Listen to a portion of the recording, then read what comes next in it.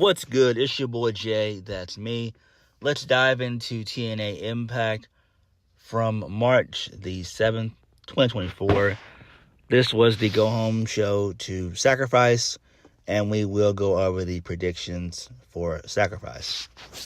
So, we kicked the show off with the first match of the night, that being Mustafa Ali versus Kevin Knight. And a pretty decent match. Kevin Knight is really good. I think he was fit perfectly in WWE, namely NXT. So Mustafa Ali gets the win via a title shot to the head because Chris Sabin and Kushida, they came out. They got into a little brawl with the Good Hands. And so Ali gets the win off of a distraction. Post-match, the Good Hands, they hold down the arm of Kevin Knight, and Ali delivers a wicked 450 splash to the arm of Kevin Knight. Alex Shelley runs down to make the save, but the damage has already been done. Moving on, so Kevin Knight gets checked on by the doctor. The doctor says that he's not medically cleared to compete at Sacrifice. So tensions begin to rise when Alex Shelley says that he'll take Kevin Knight's spot, and he accuses Chris Sabin of not being there for him in the TNA World Heavyweight Championship match at No Surrender. And then Alex Shelley heads to the office of Santino Marella to see if he and Kushida can get a match against the Good Hands later on in the evening. So this is fine. It actually makes sense. They're building towards a heel turn for Alex Shelley, which is fine. I thought they were going to do it with Chris Sabin, but it doesn't seem like they're going to do it. So this makes sense. They're going to split up the time splitters, probably do a feud between Alex Shelley and Chris Sabin, which is kind of smart. That gives them both something to do. That gives them an out. So that's fine. I mean, it's pretty cool, but who really gives a shit? Moving on. So, Ash by Elegance. She was introduced by her personal ring announcer and consigliere. I forgot the guy's name. So she defeated Angel Blue via the ratified air from the top rope. I wish that Ash by Elegance, aka Dana Brooke, had a different finisher. That's just me. Something more simple, maybe like a DDT, or maybe like a power bomb, or I don't know, something. Just something that's simple. I don't know. That's just me, though. That's just my own personal opinion. But Ash by Elegance, she's been good so far. And I do think that she's on the trajectory to be the one to defeat Jordynne Grace. I don't know if they're going to do the match at Rebellion or if they're going to wait and do it. But that's what it seems like they're going to do. They're going to continue to build up Ash by Elegance. Ash by Elegance is really fucking good, though. Her going to TNA was one of the best things that could ever happen to her. It sucks that she got released, but I'm glad that TNA was able to pick her up. Moving on. So Steve Maclin, he's in his hotel room. He's refusing to leave because of the double standard set by Nic Nemeth, a.k.a. Dolph Ziggler. He says Nic Nemeth is a global champion and everything else. It doesn't matter to him. He's been to Puerto Rico. He put the fear of God in Nic Nemeth. He says, if Nic Nemeth isn't showing up tonight, then neither is he. And then out of nowhere, Nic Nemeth barges into Macklin's hotel, and he assaults him, which was great. This was good. I actually enjoyed this.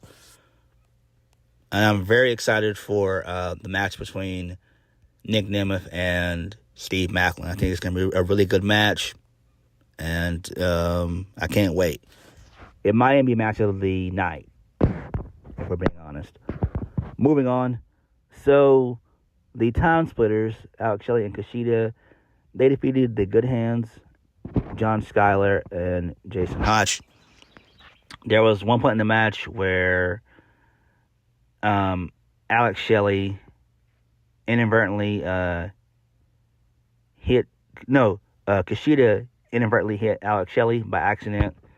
But Kushida was able to get the win via the hoverboard lock. So he locked it in on John Schuyler. And they celebrated at post-match, and then they kind of had a little argument over their miscues after the match. So that's fine. So we all know that all signs point to Alex Shelley turning heel, which actually makes sense. And I would hope that they would do the turn at Sacrifice, which makes sense. That way they can build between him versus Sabin at Rebellion. I think that's where it's going to start the feud. Moving on. So my boy, Dirty Dango and company, Alpha Bravo and Oleg Prudius, a.k.a. Vladimir Kozlov, they continue their search for the best tag teams with 1 year or less experience. And Dirty Dango sets his sights on Josh Alexander. Dirty Dango kicks fucking ass. He rules. Moving on. So Mustafa Ali kicks the Good Hands to the curb. He says that their services are no longer needed. And he replaces them with the grizzled young veterans. Perfect. This is perfect. I love this. Really good shit. The Good Hands suck. Let's just be honest. They suck. I'm surprised they're still able to even have a job, man. I mean, because Brian Myers, he kicked them to the curve. Now Mustafa Ali has kicked them to the curve. They're just not a good tag team. They're just not good. So this leads us into Masha Samovich versus Dani Luna. So Dani Luna gets the surprise victory. She was able to counter the snowplow into the Luna landing for the 1-2-3, which is interesting. I don't understand why Masha Samovich had to lose. She's a champion. TNA don't do that shit. I hate to see champions lose. It doesn't make any sense. And I'm trying to figure out, where the hell is Subculture? Are they injured? Have they been quietly released? What's the deal with them? I don't know. Moving on. PCO defeated Allen Angels via the PCO Salt. Post-match, Khan, he assaulted PCO. And then Khan turns his attention towards Allen Angels, and he snaps his neck, which was awesome. I fucking popped at that. So then Khan and PCO, they continue to have a steel chair duel before heading to the backstage area. So this is fine. It's not really all that important. Moving on. So TNA announces the return to the Albany Armory in Albany, New York, for Under Siege, which is going to take place on Friday, May 3rd.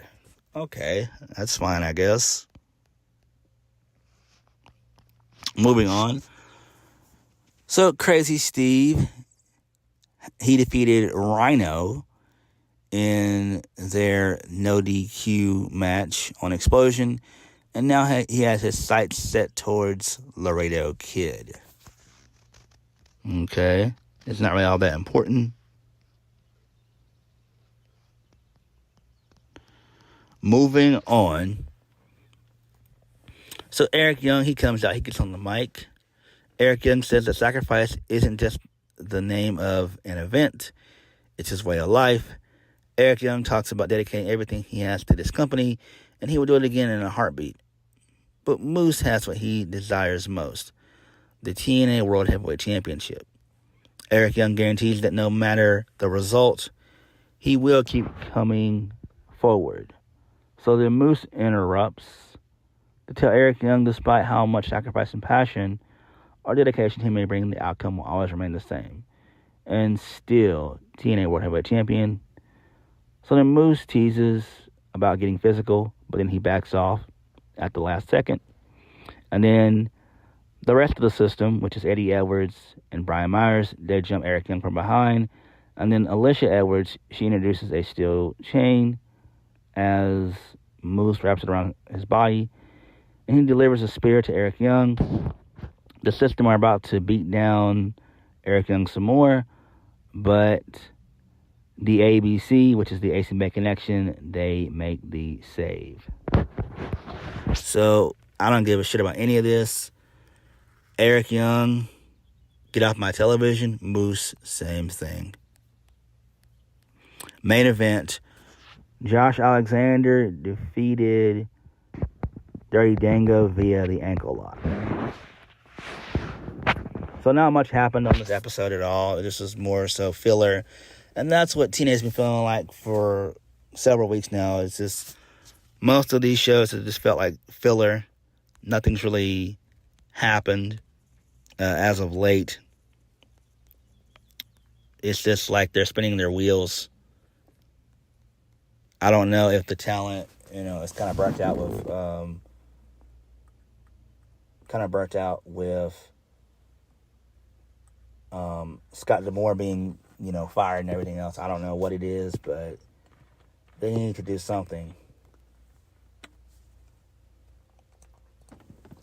Personally, I think what they should do is after Under Siege is over with in May, they need to basically just have like a little hiatus, and they need to decide like what wrestlers they want to keep and what wrestlers they don't.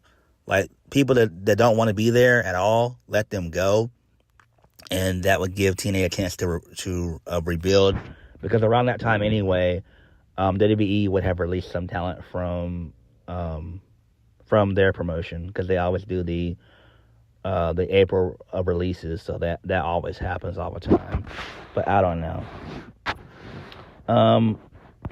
Let's get into the predictions for Sacrifice. So, I think we have, I believe it's 8 matches, I believe. So, let's start off with the triple threat. No, not the triple threat. Let's start off with the MK Ultra versus Danny Luna and Jody Threat for the TNA Knockouts Tag Team Championships. I think MK Ultra is going to retain, and they're probably still going to continue their feud with Decay. Moving on. So, PCO versus Khan. PCO will win in the no DQ match. I don't really give a single fuck about that match. Mustafa Ali and the Grizzled Young Veterans versus the Time Splitters, which is Chris Sabin, Alex Shelley, and Kushida. Mustafa Ali and the Grizzled Young Vets will win, because Alex Shelley is probably going to screw over either Chris Sabin or Kushida. I wouldn't be shocked if he even walks out, so he might even do that. Moving on, ABC, which is the Ace and Bay Connection, Chris Bay and Ace Austin, versus Brian Myers and Eddie Edwards, a.k.a. The System, for the TNA World Tag Team Championships. The ABC is going to retain. Moving on, Jordan Grace versus Zaya Brookside versus Tasha Steelz. Triple threat for the TNA Knockouts Championship. Jordan Grace will retain. And then I'm predicting that Jordan Grace will probably face Ash by Elegance at Rebellion. Next, a match that I'm looking forward to. Actually, 2 matches I'm looking forward to. Match 1 would be Nic Nemeth versus Steve Maclin. Nic Nemeth is probably going to get the win, which makes perfect sense. He's going to be on the trajectory of becoming the new TNA World Heavyweight Champion in due time. I don't know if that's going to be at Rebellion or what, or maybe even at Slammiversary. I don't know. But I'm pretty sure Nic Nemeth is going to be the new TNA champion in due time. Next, the second match I'm looking forward to, that is Josh Alexander versus Alex Hammerstone 2. Alex Hammerstone should get his win back. And then the main event, Eric Young versus Moose for the TNA World Heavyweight Championship. Moose is going to win, and I don't even give a single fuck about this match.